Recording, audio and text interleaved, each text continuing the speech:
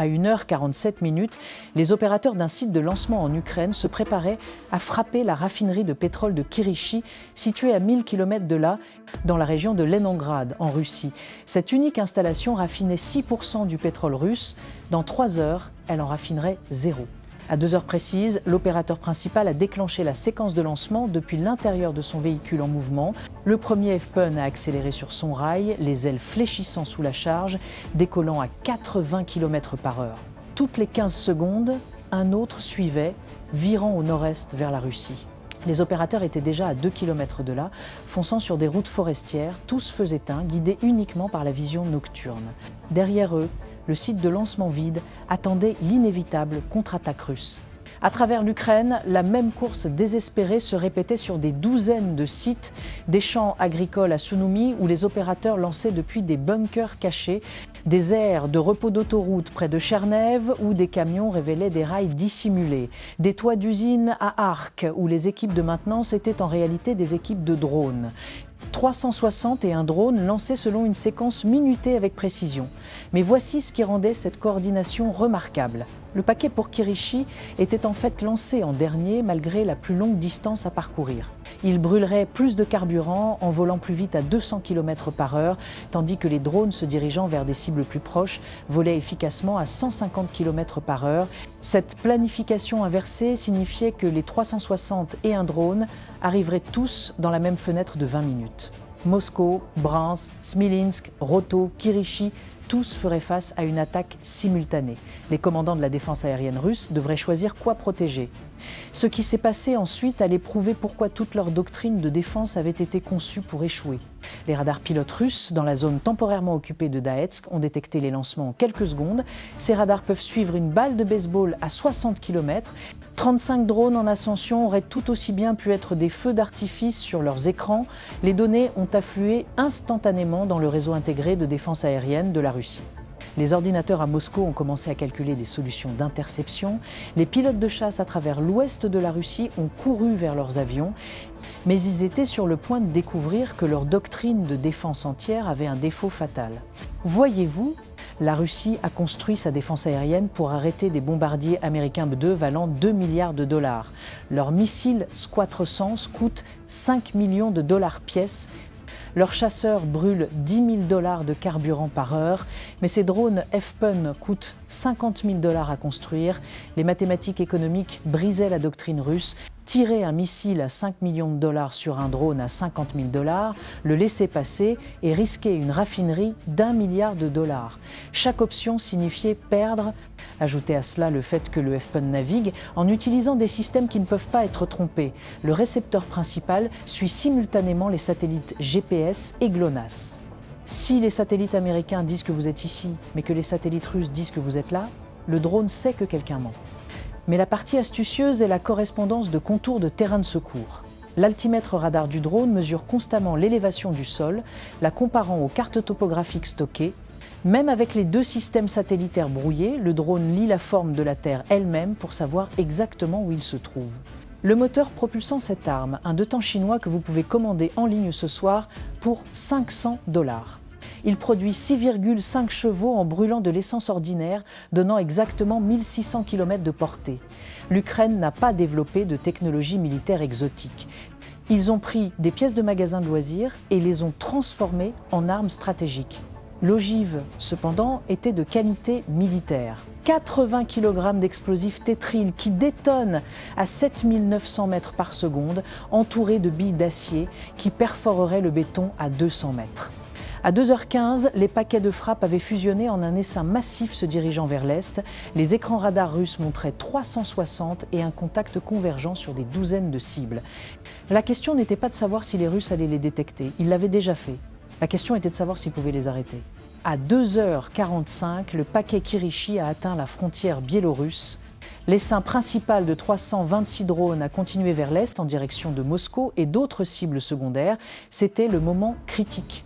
35 drones se sont détachés vers le nord, se faufilant entre les défenses biélorusses et les intercepteurs russes. S'ils étaient détectés maintenant, isolés de l'essaim principal, ils seraient des proies faciles. Le paquet s'est immédiatement divisé en ce que l'Ukraine appelle une formation en échelle. Les Lermugan 5 ont grimpé à 3000 mètres, émettant délibérément sur les fréquences de contrôle de drones connues. Ils voulaient être vus, suivis et engagés. Ces drones commerciaux modifiés transportaient même des réflecteurs radars, des cubes en coin en aluminium qui les faisaient paraître massifs sur les écrans radars. À 30 000 $ pièce, leur travail était de sortir en premier et de sauver la mission. Les Ujving 2 se sont stabilisés à 1500 mètres, prenant le niveau intermédiaire. Certains transportaient de vraies ogives de 20 kg, d'autres juste du lest pour correspondre aux caractéristiques de vol. Leur rôle, prendre les missiles des systèmes Buk et Tour en pleine face, forçant les Russes à épuiser leurs munitions. Les frappeurs F-Pen ont plongé à 50 mètres, disparaissant dans ce que les opérateurs radars appellent le fouillis de sol. À cette altitude, les faisceaux radars rebondissent sur tout, les arbres, les bâtiments, les véhicules, créant un bruit électronique qui cache les petites cibles. De plus, la courbure de la Terre aide. Le radar voyage en ligne droite, mais la planète s'incurve. À 50 mètres d'altitude, un drone disparaît du radar au sol au-delà de 30 km. La physique elle-même les protégeait. Mais voici pourquoi cette formation était géniale. Chaque bande d'altitude déjouait une couche de défense russe différente. Les Mugan 5 à haute altitude déclencheraient les S-400 et S-300, des systèmes stratégiques conçus pour les bombardiers. Les Ujving 2 à moyenne altitude attireraient le feu des systèmes tactiques. Les F-Pen bas se glisseraient par l'écart entre ces couches et l'espacement vertical signifiait qu'aucun missile unique ne pouvait engager plusieurs drones. Un missile grimpant à 3000 mètres ne peut pas simultanément toucher quelque chose à 50 mètres. L'intercepteur biélorusse MiG-30E1 a décollé de la base aérienne de Baranovichi. Leurs radars Zaslon-M sont parmi les plus puissants jamais installés sur des chasseurs. Conçus pour suivre des bombardiers Bek-52 à 300 km, mais cette puissance est devenue une faiblesse. Le radar utilise des faisceaux étroits optimisés pour les recherches à haute altitude. Essayez de trouver de minuscules drones au niveau de la cime des arbres avec un MiG-30 et un Est, comme utiliser une lunette de tireur d'élite pour écraser des moustiques. Les pilotes ont verrouillé les Mugan 5 élevés immédiatement, mais la doctrine exigeait une identification visuelle avant d'engager. Au moment où ils ont confirmé l'intention hostile, le vrai paquet de frappe avait ouvert un écart de 40 km. Les leurs fonctionnaient parfaitement, attirant les intercepteurs en haut pendant que les frappeurs se glissaient en bas. Mais les drones venaient juste d'entrer dans le réseau de défense aérienne le plus dense sur Terre. Devant eux attendait la batterie S-300 près de Tikhine avec son infâme radar RAP à fromage. Mais ce que les Ukrainiens savaient et que les Russes ignoraient, c'était que ce radar imparable avait exactement une faiblesse. À 4 heures, le paquet a approché Tikhman à 200 km de Kirishi. Le radar 9Dix9 Ndudus 300, le RAP à fromage, a commencé à les suivre. Ce radar semblait imbattable. Il saute de fréquence à travers la bande X 100 fois par seconde. 8 GHz, 12, 10, 9, jamais la même fréquence 2 fois. Vous ne pouvez pas le brouiller car le temps que vous réagissiez, il a déjà bougé. Mais l'Ukraine avait découvert son défaut fatal lors de frappes précédentes. Toutes les 10 secondes, le système doit recalibrer sa séquence de saut de fréquence. Pendant exactement 500 millisecondes, il arrête de transmettre. Une demi-seconde de cécité toutes les 10 secondes. Si vous saviez quand cela se produisait, vous pouviez disparaître. Un Mugan 5 a grimpé à 5000 mètres, déclenchant délibérément le radar. Le S-300 a engagé immédiatement. Un missile 9,82M à 3 millions de $ contre un drone à 50 000 $.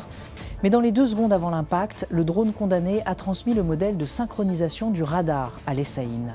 Sa destruction a fourni les données de synchronisation dont ils avaient désespérément besoin.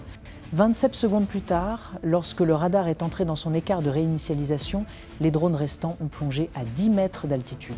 Pendant une demi-seconde, ils étaient invisibles. Lorsque le radar a repris, ils s'étaient évanouis dans le fouillis de sol. Les opérateurs ont vu des retours fantômes, peu, être des oiseaux, peu, être des anomalies atmosphériques. Sans piste solide, ils ne pouvaient pas engager. L'essaim s'était glissé à travers la fenêtre de cécité, mais il venait juste d'entrer dans la zone de guerre électronique de la Russie, où le GPS lui-même les trahirait.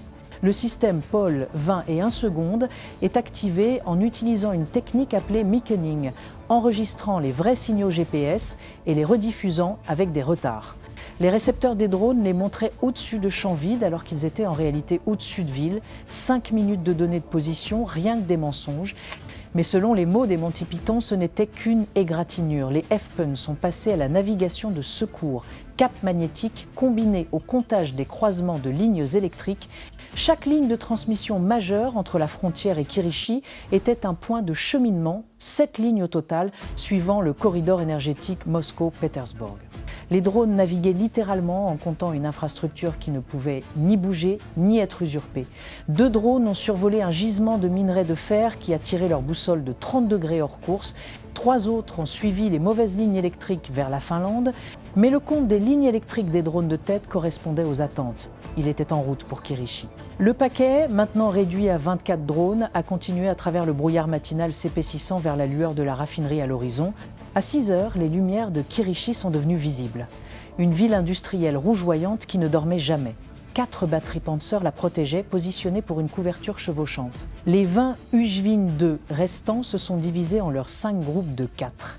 Chaque groupe ciblant un Panzer différent.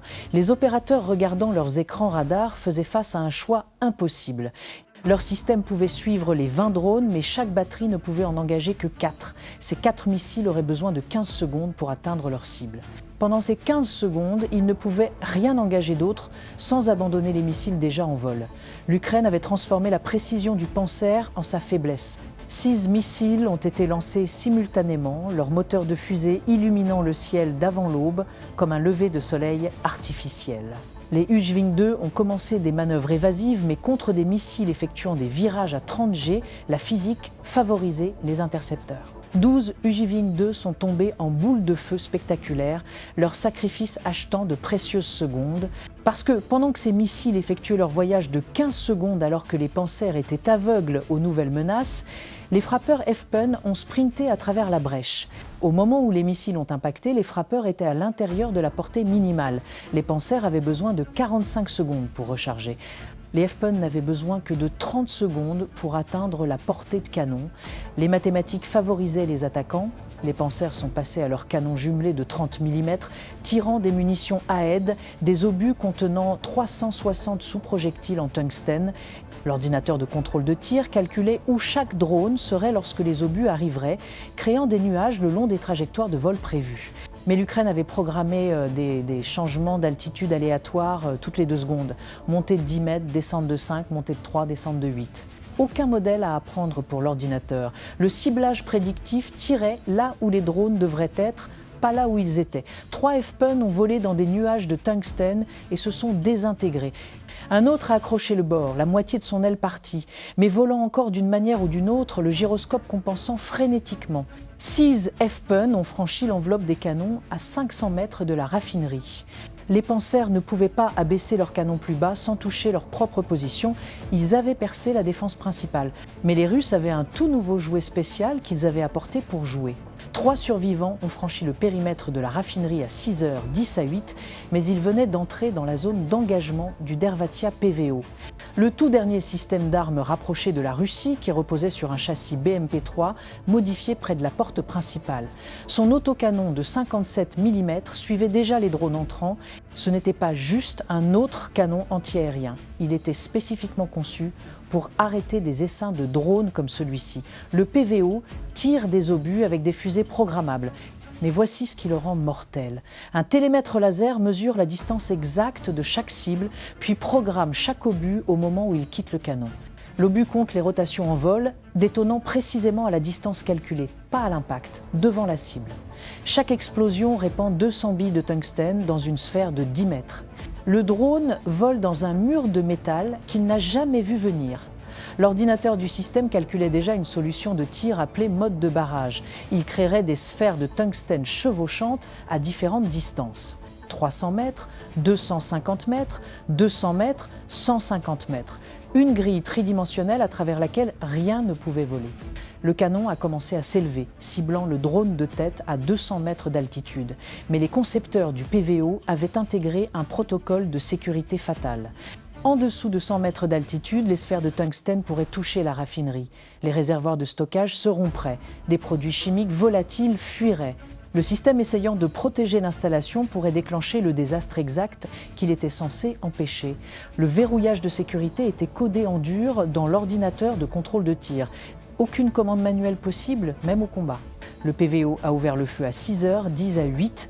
Le premier obus a détonné à 200 mètres du drone de tête, trop loin pour causer des dommages, mais assez près pour révéler le modèle. Le deuxième obus a explosé à 180 mètres, l'ordinateur rapprochait son tir, le troisième serait parfait. Le F-Pan de tête a essayé de plonger, mais ses commandes endommagées répondaient lentement. Le troisième obus a détonné à 8 mètres.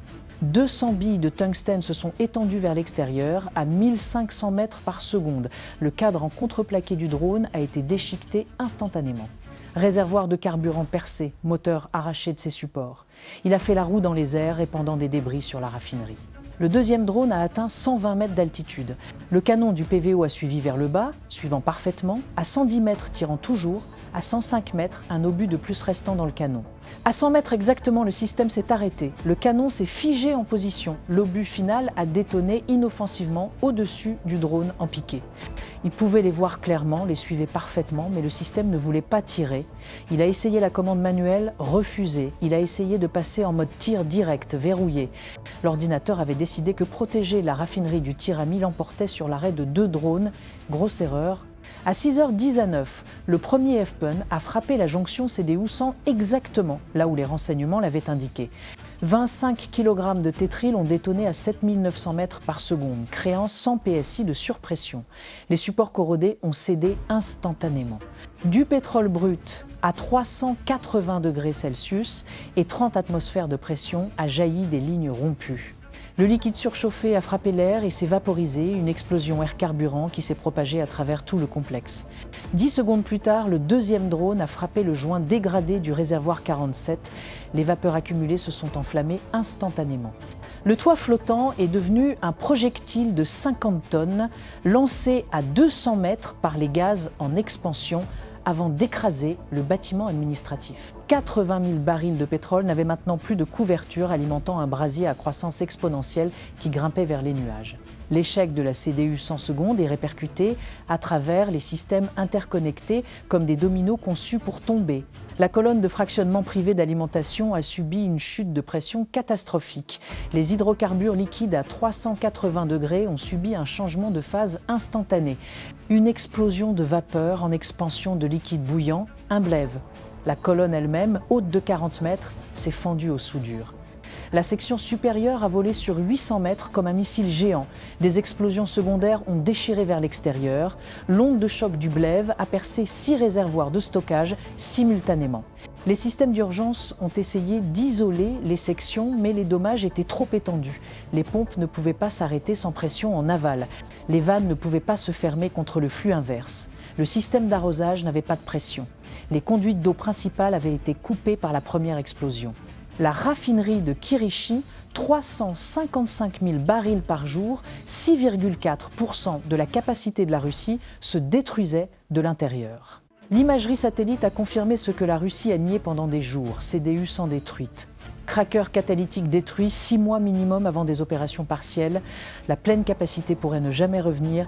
La Russie a revendiqué l'interception complète de tous les drones. Le brasier, visible depuis l'espace, disait la vérité. Au revoir pour le moment.